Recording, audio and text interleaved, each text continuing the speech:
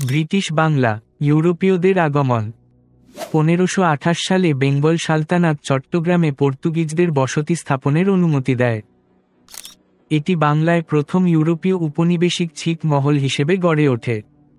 1531 সালে আরাকান স্বাধীনতা ঘোষণা করার পর বঙ্গীয় সালতানাত চট্টগ্রামের নিয়ন্ত্রণ হারায় এবং আরাকানি রাজা মরাউকিউ-এর রাজ্য প্রতিষ্ঠিত হয়।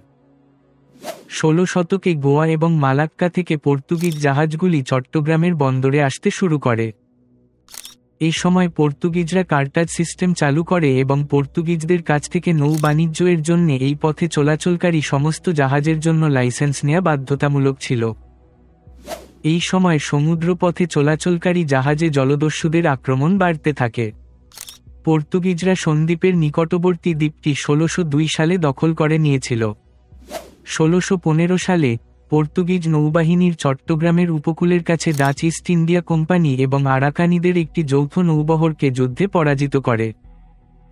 1534 সালের পর বাংলার সুলতান পর্তুগিজদের সাতগাঁও, হুগলি, ব্যান্ডেল এবং ঢাকায় বেশ কয়েকটি বসতি স্থাপনের অনুমতি দেন। 1535 সালে পর্তুগিজরা বাংলার সুলতানের সাথে মিত্রতা স্থাপন করে এবং মুঘলদের আক্রমণ এড়াতে সাহায্য করে।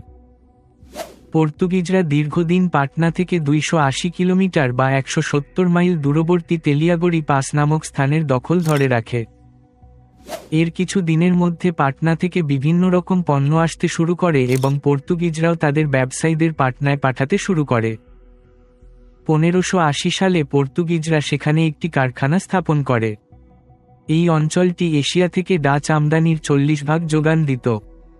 1666 সালে ভাইসরয় শায়েস্তা খানের নেতৃত্বে বাংলার মুঘল সরকার চট্টগ্রাম জয় করে এবং পর্তুগিজ ও আরাকানিদের বিতাড়িত করে।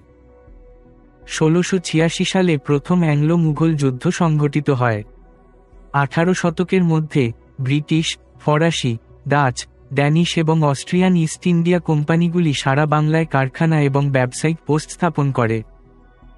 এই কোম্পানিগুলো বাংলার নবাবদের কাছ থেকে ব্যবসায়িক অধিকার ও বিভিন্ন রকম সুবিধা লাভ করেছিল। এই সময়কালে বাংলায় ইউরোপীয় কোম্পানিগুলোর মধ্যে ব্রিটিশ ইস্ট ইন্ডিয়া কোম্পানি সবচেয়ে শক্তিশালী হয়ে ওঠে। ব্রিটিশ ইস্ট ইন্ডিয়া কোম্পানির শাসন।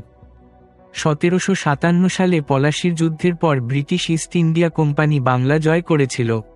বাংলা ভারতীয় উপমহাদেশের প্রথম প্রধান অংশ যেটি ব্রিটিশ ইস্ট ইন্ডিয়া কোম্পানি দ্বারা জয় করা হয়েছিল। এলাহাবাদ চুক্তির শর্ত অনুযায়ী কোম্পানি মুঘল সম্রাটের পক্ষে বাংলার সকল কর আদায় করার ক্ষমতা পায়। চুক্তিটি লিখেছিলেন বাঙালি মুসলিম কূটনীতিক ইতিসাম উদ-দিন।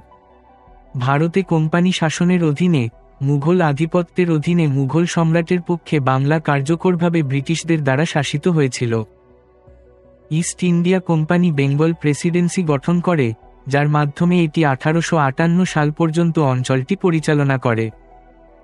কোম্পানির শাসনের একটি উল্লেখযোগ্য দিক ছিল চিরস্থায়ী বন্দোবস্ত, যা সামন্ত জমিদারি ব্যবস্থা প্রতিষ্ঠা করেছিল। উপরন্তু, কোম্পানির নীতিগুলি বাংলার বস্ত্রশিল্পকে ধ্বংসের দিকে পরিচালিত করে। বাংলায় ইস্ট ইন্ডিয়া কোম্পানির সংগ্রহ করা মূলধন গ্রেট ব্রিটেন উদীয়মান শিল্প বিপ্লবে বিনিয়োগ করা হয়েছিল।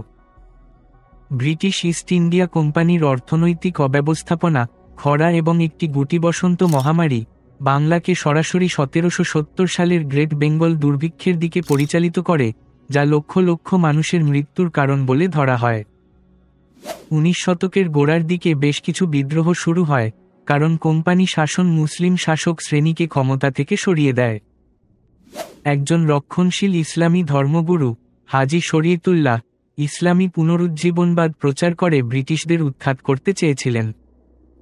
1857 সালের ব্রিটিশ বিরোধী ভারতীয় বিদ্রোহের সূত্রপাত বর্তমান বাংলাদেশের চট্টগ্রাম ও নোয়াখালী সহ বেশ কয়েকটি অঞ্চল থেকে শুরু হয়।